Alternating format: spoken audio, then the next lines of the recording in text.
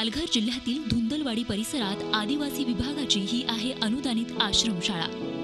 या शाळेत टॉयलेटच्या अपुऱ्या संख्येमुळे विद्यार्थिनींची नियमित उपस्थिती दिसत नव्हती। मात्र गेल्या काही महिन्यांपूर्वीच मानव विकास परिषद मालाड यांच्या सौजन्यानं या शाळांमध्ये नवीन आणि सुसज्ज टॉयलेट बांधून देण्यात आल्यानं विद्यार्थिनींची उपस्थिती आता 100% झाली आहे। म्हणजे आमच्या शाळेत टॉयलेट आहेत, आम्हाला म्हणजे पहिले आमच्या शाळेत कमी टॉयलेट असल्यामुळे आम्हाला रांगेत वगैरे उभं राहायला लागायचं। आता भरपूर टॉयलेट आहे, म्हणजे रांगेत उभं राहायला लागत नाही आम्हाला। आता टॉयलेट वगैरे आम्हाला उपलब्ध करून दिलं आहे, तर म्हणजे बाहेर वगैरे जाण्याची सवय पडत नाही, चांगला आहे, चांगली सुविधा प्राप्त झाली आहे आम्हाला। धुंदलवाडी हे जवळपास 2,500 लोकवस्तीचं गाव आहे। या गावातील आश्रमशाळेत आणि जिल्हा परिषद शाळेत परिसरातील जवळपास 800 मुलं शिक्षण घेत आहेत। यामध्ये 265 मुली आणि 321 मुलांचा समावेश आहे।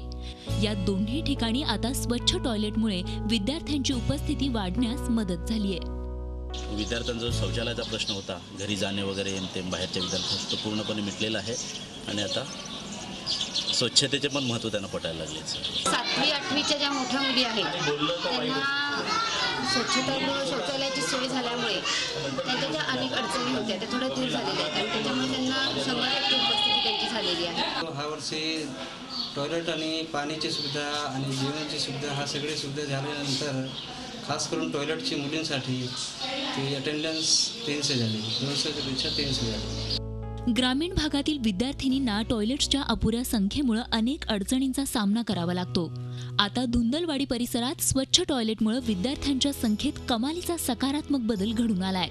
मात्र विद्यार्थ्यांच्या अनुपस्थितीला किंवा कमी पट संख्येला अपुरं टॉयलेट तर कारणीभूत नाही ना, असा सवाल या निमित्ताने उपस्थित झालाय। हर्षद पाटीलसह bureau report, Zee media, Palghar. Zee 24 तास रहा एक पाऊल पुढे।